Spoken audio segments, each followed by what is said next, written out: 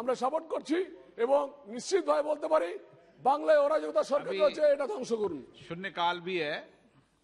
श्रीकांत शिंदे जी 2 minute में नहीं। धन्यवाद अध्यक्ष जी, आपने मुझे इस फाइनेंस बिल पर बोलने का मौका दिया। मैं अपनी बात एक कोट से शुरुआत करना चाहूंगा, एल्बर्ट आइंस्टीन जी का,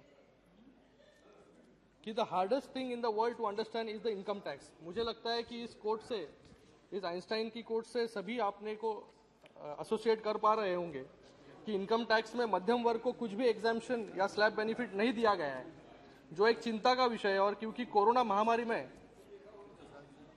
समय बहुत लोग बेरोजगार हुए और आज हाई टैक्स और लो इनकम सबसे प्रमुख समस्या है, जिसका निवारण कैसे किया जाए उस पर सरकार को ध्यान देना बहुत जरूरी है। इसके अतिरिक्त जैसा सुप्रिया सुळे जी ने कहा अपने भाषण में कि कैसे इनकम टैक्स और ईडी का दुरुपयोग किया जा रहा है। हम अक्सर सुनते थे कि कुछ दिन तो गुजारो गुजरात में। मुझे लगता है कि अब ये स्लोगन बदल के ईडी और आईटी का जो रेट चल रहे हैं, स्लोगन बदलना चाहिए। और मुझे लगता है कि अगला स्लोगन होगा कुछ दिन तो गुजारो हवालात में। और इसके लिए कितने हवालात लगेंगे पता नहीं। और यह जांच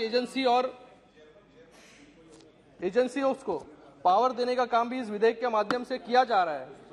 क्लॉज 96 के माध्यम से रेट्रोस्पेक्टिव प्रोविजन लाया गया है to validate any action taken और duties perform by officers of DRI और customs before the enactment of finance bill 2022, notwithstanding the decision of the courts, tribunals और अथॉरिटीज। मैं मंत्री जी से जानना चाहूंगा कि इतना पावर इन अथॉरिटीज को क्यों दिया जा रहा है और सरकार की मंशा क्या है। कि सरकार की मंशा है कि पॉलिटिकल ओपोनेंट्स को टारगेट करना, और इन अधिकारियों को इतना पावर जो सरकार दे रही है, मुझे लगता है कि इससे एक डायलॉग मुझे याद आता है कि सेक्रेट गेम्स, मुझे लगता है कि सभी ने देखा होगा। वहां पर नवाजुद्दीन सिद्दीकी कहता है वहां पर कि कभी कभी मुझे लगता है कि मैं ही भगवान हूं। मुझे लगता है कि ये अभी अधिकारियों को लगने लगेगा कि सुप्रीम कोर्ट से भी ऊपर अधिकारी हो गए, क्योंकि सुप्रीम कोर्ट के जजमेंट के विरोध में जाके आज ये रेट्रोस्पेक्टिव लॉ यहां पर लाया गया है। आप ईज ऑफ डूइंग बिजनेस की बात करते हैं, लेकिन आपकी नीतियां से ईज ऑफ क्लोजिंग बिजनेस ज्यादा आसान हो गया है। आंकड़े हमारे साथी गौरव गोगोई द्वारा दिए गए थे कि 30,000 से 35,000 rich Indians would have left the country in the last 5 years। और 15 मार्च को सरकार द्वारा दिए गए जवाब में ये बताया गया है कि 5,900 business registered with MSME ministry as micro, small and medium enterprises were shut during the financial year 2021 and 2022। यह आंकड़े देश के लिए अच्छे, खत्म कर रहा हूं, यह आंकड़े देश के लिए अच्छे नहीं है, क्योंकि कुछ उद्योगपतियों फ्रॉड करके भाग रहे हैं और बाकी आपकी नीतियों के कारण। मुझे लगता है कि हॉस्पिटैलिटी सेक्टर जो सबसे ज्यादा इफेक्ट हुआ है कोरोना में, उसके पर भी ध्यान देना बहुत जरूरी है। उसी के साथ में रूस और यूक्रेन के युद्ध के कारण लाखों छात्रों को भारत सरकार ने इवैक्यूएट किया और बहुत सारे सांसदों की मांग से इन बच्चों की पढ़ाई जो बाधित हुई है, मुझे लगता है कि इनको भी कंसीडर करना बहुत जरूरी है, क्योंकि वो बहुत बड़ी लायबिलिटी हमारे देश पर होगी।